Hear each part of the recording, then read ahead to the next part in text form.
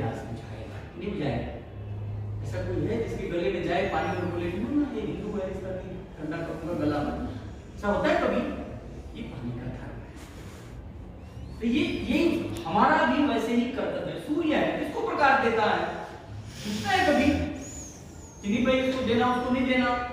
सबको बराबर प्रकाश देता है, ये उसका धर्म है।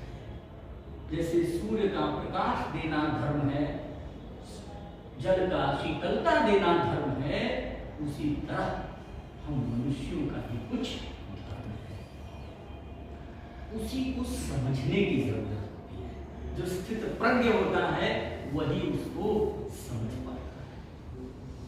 यही बात समझाने के लिए भगवान कृष्ण उसको प्रेरित करते हैं। तो क्या कहते हैं कि प्रजहाति यदा कामान सर्वान पार्थ मनोगतान।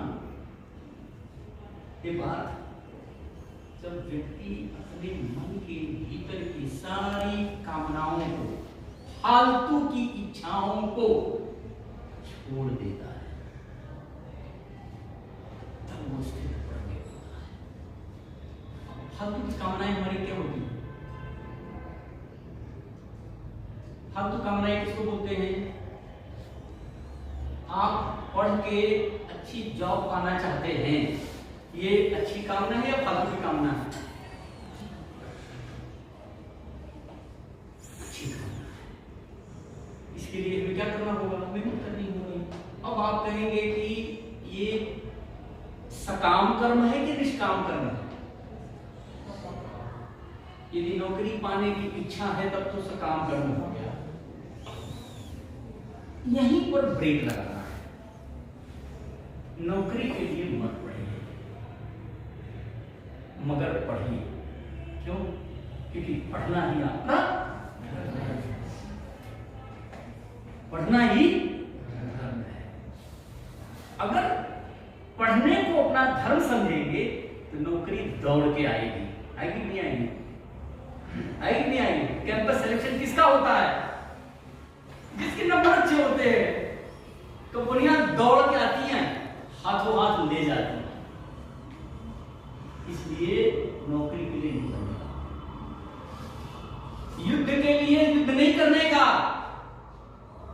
अपना कर्म करने का। तुम्हारी कुलवधू का चीरहरण हुआ है, ये सारे अधर्मी हैं, इनको वध करना तुम्हारा धर्म है। युद्ध करना धर्म नहीं है। युद्ध के लिए तो मना करते। पता है जब वो शांति दूत बन के गए थे तो क्या कहा दुर्योधन ने? जब जाने लगे तो अर्जुन और भीम दोनों ने कृष्ण को बुरी तरह से डांटा। क्या कर रहे हैं आप? चीरहरण हो गया हमारी बधू का और आप कहते हैं कि युद्ध मत करो। ये कहे भी हमने गांधी को अर्जित किया है।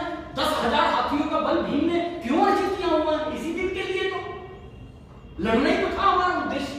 और आप कहते हैं कि नहीं लड़ाई नहीं करनी, शांति रखो, शांति रखो। और जा रहे हो शांति दूत बन के भी उनको समझाने कि नहीं भाई लड़ाई मत करना। तो कृष्ण कहते हैं अरे पागल, कौन शांति चाहता है? मैं भी शांति नहीं चाहता हूं। उनको दंड तो देना है, मगर यदि तुम लड़ने जाओगे तो इतिहास कहेगा कि पांडव सकामी हो गए थे। पांडव सकामी हो गए थे, उनको अपना बल था, उसका प्रदर्शन करना था। और यही मैं नहीं चाहता। आने दो, उधर भी व्याकुलता है युद्ध की। तो इतिहास उनको कहे कि दुर्योधन चाहता था लड़ना, पांडव लड़ना नहीं चाहते थे, भले उनके पास बल था। अर्जुन को कोई हरा नहीं सकता था, भीम को कोई हरा नहीं सकता था। ये साधारण लोग नहीं थे, इनको नहीं हरा सकता था, सबको पता था। फिर भी कृष्ण ने उनको रोका। और कितना रोका? पांडवों की सभा में जाकर कहा 5 गांव दे दो। आधा राज्य मांगा, नहीं दोगे तो 5 ही गांव दे दो। भाई 5 भाई हैं, 5 गांव में गुजारा बसर कर लेंगे। सोच लो आप। तब भी नहीं दिया उसने। और क्या बोला? सुई की नोक के बराबर की जमीन नहीं देता। बस यही तो मैं चाहता है। और नहीं दोगे तो होगा, लेकिन दोष पांडवों पर नहीं जाएगा। तो बल था, तो बल का परिणाम युद्ध होता, जो बलशाली होगा वो युद्ध करने के लिए आतुर होगा। यही नियम कहता है, जो बलवान होगा जो चीज सामने आएगा बल को पटक दूंगा उठाकर, और किसी से डरेगा ही नहीं। कृष्ण ने पांडवों को समझाया कि बल तो है तुम में, लेकिन इस बल को जरूरत पड़ेगी, उपयोग भी होगा, मगर निष्काम भाव से होगा। इतना कुछ समझाने के बाद भी अर्जुन से नहीं लड़े। तब वो समझाते हैं कि भाई क्या है शरीर आत्मा, क्या समझा रहे हो भाई? एक एक बिंदु पकड़ पकड़ के भगवान उसको समझाते हैं, एक एक लाइन समझाते हैं कि देखो स्थित प्रज्ञ किसको कहते हैं। क्या? ईश्वरे स्थिता प्रज्ञा यस्य, ईश्वर में जिसकी प्रज्ञा में बुद्धि, प्रज्ञा में बुद्धि।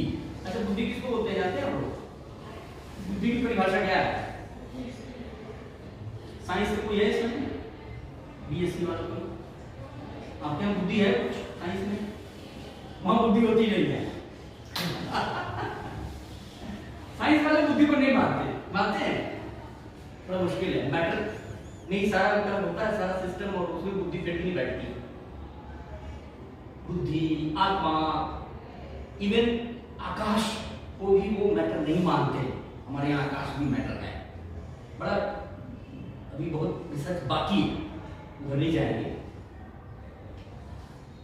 बुद्धि का सारा कहते हैं कि बुद्धि को स्थिर करना है ईश्वर। क्यों स्थिर करना है?